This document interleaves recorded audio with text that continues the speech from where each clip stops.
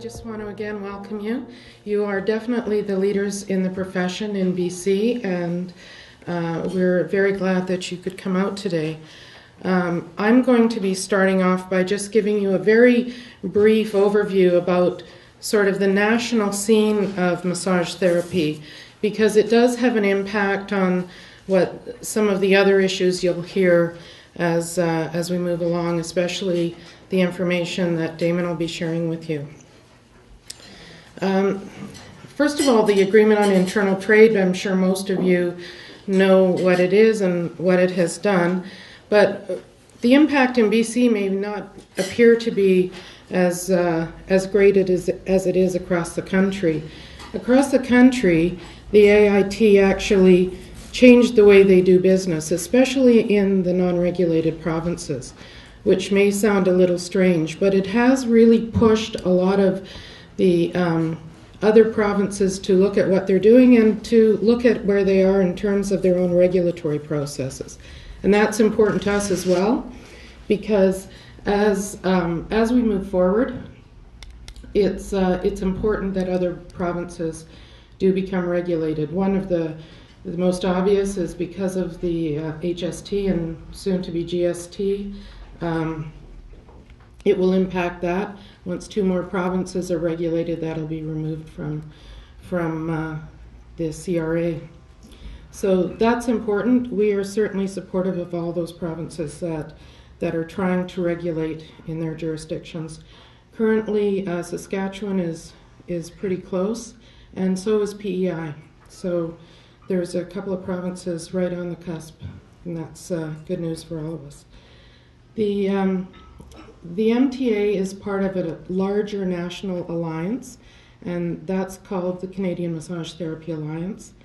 It is an alliance of like-minded associations, one from each province, and all of us hold the standard that you recognize here as their standard, even the non-regulated ones. So that is sort of the framework of which the insurers look at massage therapy, and that's what Damon will be talking to you a little bit more. But where it's changed everything is the insurers now have a benchmark to look at. So they know now what healthcare massage therapy should look like. The 3 regulated provinces have now developed the competency document, which you've all heard about. And so now there's an actual benchmark, and the insurers are now saying things like, we want 2,200 hours, or we want that standard upheld. The insurers, of course, are important to you and every other province. So working with them has been something that the CMTA has been pretty active, and BC, I will tell you, does lead the charge on that, because we started in 2007 building relationships with the national insurers, and that has been ongoing. We meet with them at least a couple of times a year. Usually it's in Ontario, but we'll meet with them wherever they are. We also are quite tied in to the Canadian, I'm going to have to read the name because it's one of those acronym things, Canadian Healthcare Anti-Fraud Association. It's the CHCAA, and we meet also with those people that deal with fraud issues, because that has also got a really big impact on our profession. So as I said, regulation is huge. It's something we're supporting other provinces to do, and they're moving forward on that in some provinces, some not so much, but still we're supportive of their efforts. And the other thing that the national body is working towards is a lot to do with continuing ed. And BC also holds the gold star for that. So we help a lot of the other provinces in their development of Con Ed, as well as do a lot of the work we're doing here in BC. So with that, I just wanted to sort of set that table for you so that you kind of understand where Damon is going to be going with and the insurer's concern, because I'm sure their concern are our concerns. And I can tell you, when we first went to the Anti-Fraud Association meetings and the CLIA meetings in 2007, there was a mood to start a delisting massage therapy. That has absolutely changed. I don't think that's something you have to worry about, but it has taken a lot of work and working with them. So with that, I will ask Damon to come up and talk about insurer issues, and I think SOCAN.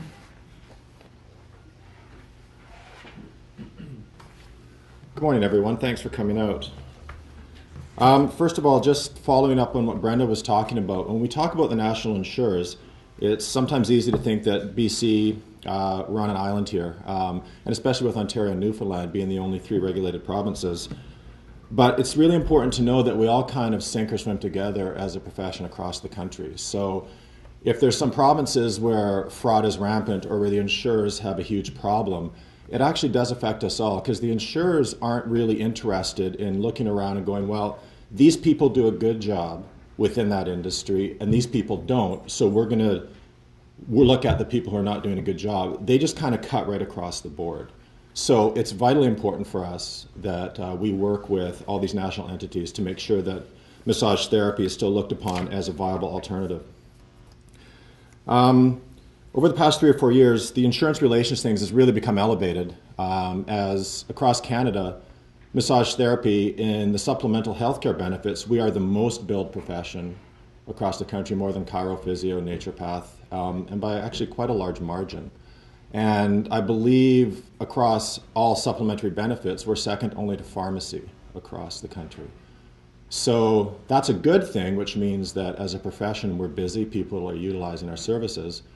But what it also does is it puts us right on the map for the insurers to look at us to make sure that what they're paying out are legitimate claims and trying to avoid fraud. One of the stats that we heard a few years ago at one of these national meetings was, I think it was Blue Cross Atlantic, estimated that 25 to 30% of billings for them were fraudulent in Atlantic Canada. You know? So the insurers, as we become busier, have become increasingly concerned with fraud. This can be simple things. For instance, at a spa, if the spa puts an RMT's registration number on a receipt for services that have been done by somebody who's not registered, that's probably the most common. That's the most simple to do. All the way up to this one in Ontario that an investigator told me about, where people were going to this clinic, they were getting their receipts.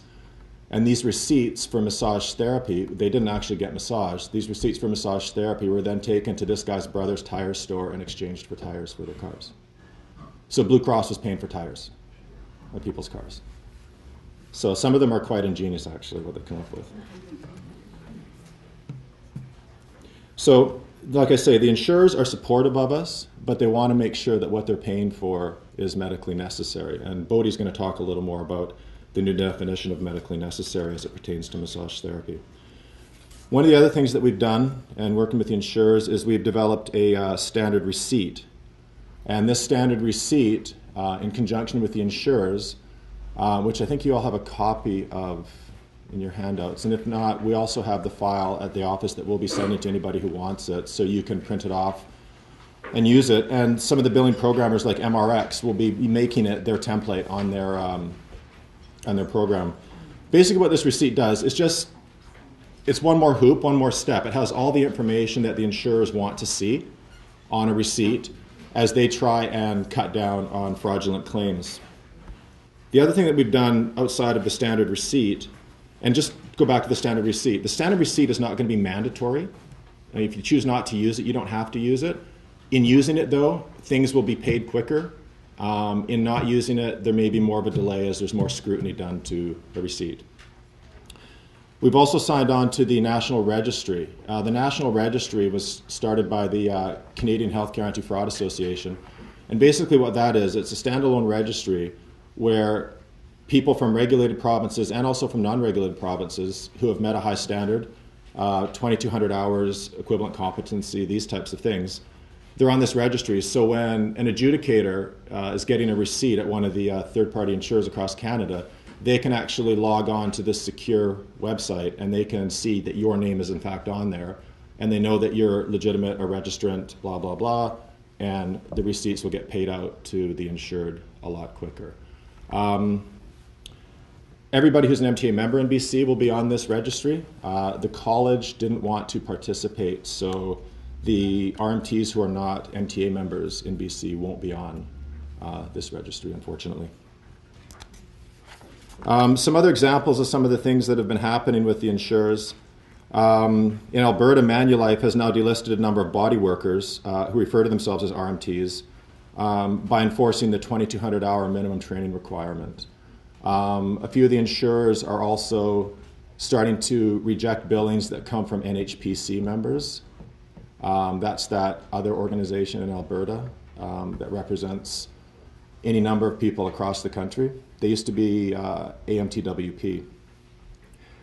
They're also starting to look at registrants or people who submit billings from two different work addresses. If you work at two different clinics, things like that, they're starting to really scrutinize those types of receipts as well. Now, away from the insurance and onto SOCAN. I don't know if any of you have heard of SOCAN. SOCAN is the Society of Composers, Authors, and Music Publishers of Canada. It's a copyright collective for the right to communicate to the public and publicly perform musical works. Basically, what it's come down to is SOCAN's been around for a long time. We just found out about them recently because a few massage therapists have been getting calls from SOCAN saying that you need to get a license from them in order to play music in your clinic. So this is music that is recorded music. So terrestrial radio, like AM radio, doesn't count. Subscription services, so if you have Sirius or XFM, those things don't count because those companies have already paid a licensing fee. If you listen to music off Shaw Cable, for instance, that doesn't count. It's basically anything that you've put onto an MP3 player, any CDs that you play. And another exclusion is any music that's in the public domain, but the music's in the public domain are things like Happy Birthday, O Canada. I don't know that a lot of that gets played in clinics, so. Although it might be a niche there that you could create. So essentially what happens is SOCAN will start contacting people, as they've done already in our industry a bit, and they send you this form, and what they need you to do is you calculate it a couple of ways. Basically, they charge you per square foot you have to pay for the room, and it's only the public room, so your treatment rooms don't count, okay? So it'll be like your waiting room, things like that. And I think it's a 10 or 11 cents per square foot. Like, it doesn't seem that expensive, but as is typical with things like this, it's 10 or 11 cents per square foot, but with a minimum charge of $94. So the minimum you're paying per room is $94. So for most of us, that would just be the actual waiting room up front. Treatment rooms aren't included. And if you don't want to pay anything to SOCAN, then just don't play music in your waiting room or your bathroom, and you're pretty much okay. So we're communicating with SOCAN right now. The first guy, Jeffrey Addy, who some of you may have been called by, he's been a little aggressive with saying things about how you have to pay, or things are going to happen to you. And Erin at the office talked to his manager last week, and apparently she's a little annoyed because there's been a few complaints coming back about Jeffrey's overzealous nature on the phone. So this is something that it's federally mandated. You can't get out of it, but it's just for the public area, just for your waiting room, that you have to pay this licensing fee for. Or you can just listen to QMFM, I guess, and that will take care of that. So basically, that's really all I had to talk about. Does anybody have any questions? Anything I just said? Yeah. Oh, under SOCAN? Yeah, just terrestrial radio, so like just AM radio or FM radio is not included under SOCAN. And any of the subscription services, like Sirius, XFM, if you pay for any of those satellite radio stations, those people have already paid a licensing fee to SOCAN, so then you don't have to pay it yourself. I haven't heard of this. Yeah. We don't play music, but so maybe that's why I haven't heard. But so what you're saying is, if I go go to the store and I buy an instrumental with a CD and I play it in my waiting room, they have a right to charge me playing that. Yeah. And that rate is a yearly rate? Mm-hmm. It's an annual rate, yeah. Yeah. And most of us haven't heard of this. I think they've primarily been bars, restaurants, these kinds of places. And as usually happens with these things, I think they're quite a small organization, and they've probably gotten onto massage therapy, realized this is an untapped market, and as best I can tell, they're just starting to go through the internet or phone books and just starting to phone massage therapy clinics. And the first question they ask is, do you play recorded music? And if you say yes, then they say, great, well, we'll be sending you some forms, and it kind of goes from there. So.